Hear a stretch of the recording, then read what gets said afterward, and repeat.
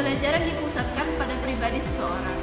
Teori ini tidak lepas dari pendidikan yang berfokus pada bagaimana menghasilkan sesuatu yang efektif, bagaimana belajar yang bisa meningkatkan kreativitas dan manfaat potensi pada diri seseorang. Tetapi teori humaniora terhadap teori belajar sebelumnya, yaitu teori behavioristik, yang dianggap terlalu kaku, pasif, bahkan penurutan kreativitas terhadap manusia sangat rendah. Dalam pengertian teori humanistik, proses pembelajaran cenderung lebih abstrak. Bidang kajian yang mendekati teori ini adalah filsafat, teori kepribadian, dan psikoterapi. Teori ini juga mengungkapkan bahwa sejatinya semua teori belajar bisa dimanfaatkan hanya jika tujuan dan pembelajaran tersebut adalah manusiakan individu yang belajar. Ada juga prinsip dalam teori humanistik, yaitu 1. Manusia memiliki kemampuan belajar yang alami. Kedua, belajar adalah aktivitas yang mengangkut adanya perubahan dalam persepsi seseorang. Ketiga, tugas belajar yang mengancam diri lebih mudah dirasakan ketika ancaman itu relatif kecil. Baiklah, materi ada juga menurut para ahli yang akan dijelaskan oleh teman saya. Baiklah, di sini saya akan menjelaskan tentang para ahli yang menganut teori humanistik. Yang pertama itu adalah David Cole. David Cole ini berorientasi pada teori humanistik yang dimana beliau memaparkan satu pemikiran. Belajar adalah suatu proses menciptakan pengetahuan melalui perubahan atau transformasi pengalaman. Nah, di sini beliau juga mengenalkan teori pembelajaran eksperimental atau experiential learning theory, yaitu sebuah teori pembelajaran yang ditekankan pada modal holistik. Di sini dijelaskan juga tahapan belajar menurut teori Cole.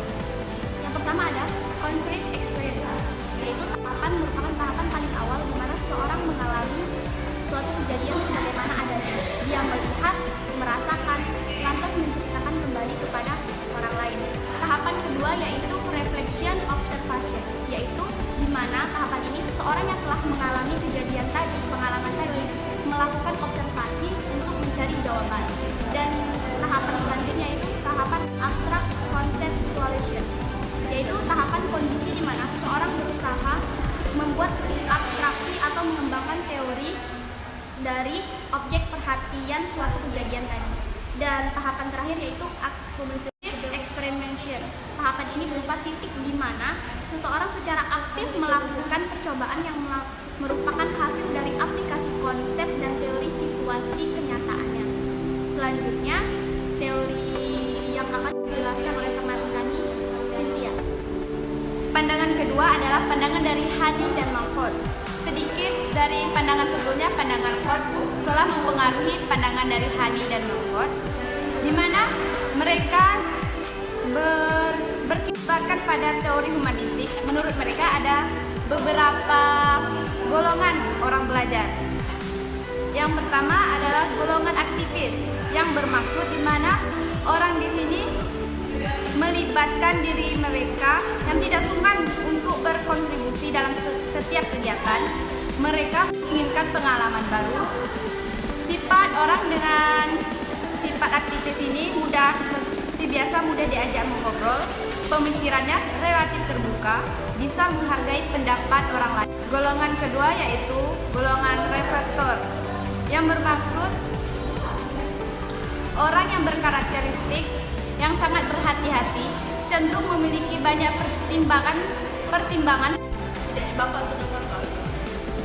Golongan yang ketiga adalah golongan teroris, yaitu golongan orang yang memiliki pemikiran kritis dan hobi menganalisis segala sesuatu dari segala sisi. Pemikirannya rasional dan sangat menggunakan akal sehat, tidak suka dengan hal-hal yang spekulatif, pendirian yang kuat, serta tidak mudah dipengaruhi oleh orang lain. Dan golongan yang terakhir adalah golongan pragmatis, yaitu orang-orang yang dengan berkarakteristik yang praktis, menyukai hal-hal yang ringkas dan tidak suka yang bertele-tele, dan berpikir bahwa sesuatu dianggap berguna ketika bisa digunakan dalam kehidupan dan juga bisa dilaksanakan. Selanjutnya, pandangan yang ketiga akan dijelaskan oleh teman saya, Eva. Baiklah, langsung saja. Yang ketiga, menurut Habermas memiliki pendapat bahwa jika belajar baru akan terjadi ketika seseorang melakukan interaksi dengan lingkungannya. Lingkungan belajar yang dimaksud Habermas adalah lingkungan alam dan lingkungan sosial. Keduanya merupakan lingkungan yang tidak bisa dipisahkan dalam kehidupan manusia. Jika Hani dan Hoover menyatakan adanya kelompok-kelompok belajar dalam teori pembelajaran mereka, lain halnya dengan pandangan teori belajar dari Habermas yang menalurkan hasil pemikiran berupa klasifikasi tipe belajar seseorang, yaitu 1. Practical learning adalah teknik di mana seorang mampu berinteraksi dengan lingkungan sosial. Mereka belajar bagaimana caranya berinteraksi dengan manusia lain secara harmonis. Interaksi yang terjadi secara benar pada individu yang belajar dengan lingkungan alam akan tampak dari relevansinya dengan kepentingan manusia. 3. Emancipatory learning adalah teknik di mana seseorang mencapai pemahaman dan kesadaran tinggi pada perubahan budaya sosial. Peserta didik membutuhkan pengetahuan dan keterampilan yang benar guna mendukung transportasi kultur yang terjadi. Ketika seseorang peserta didik sudah memiliki pemahaman serta kesadaran terhadap kondisi perubahan kultural ini, maka peserta didik dianggap sudah mampu mencapai tahap belajar yang tinggi atau yang paling tinggi. Baiklah, itulah penjelasan dari saya. Yang selanjutnya, materi keempat akan dilanjutkan oleh saudara Zaki Restu Pratama. Yang terakhir atau yang keempat yaitu dari Bloom dan Krathwohl. Pendapat hasil pemikiran mengenai aktivitas belajar yang dicetuskan oleh Bloom dan Krathwohl yang menyatakan bahwa individu perlu menguasai suatu hal setelah belajar melalui peristiwa-peristiwa belajar. Berorientasi pada beberapa tujuan belajar, yaitu yang pertama ada domain kognitif. Domain yang pertama ini terdiri dari beberapa level, yaitu yang pertama pengetahuan atau mengingat, yang kedua ada pemahaman atau interpretasi, yang ketiga aplikasi, yang keempat analisis atau mencoba pemikiran konsep-konsep tertentu, yang kelima sintesis, penggabungan evaluasi atau juga membandingkan nilai, ide atau metode. Yang kedua ada domain psikomotorik.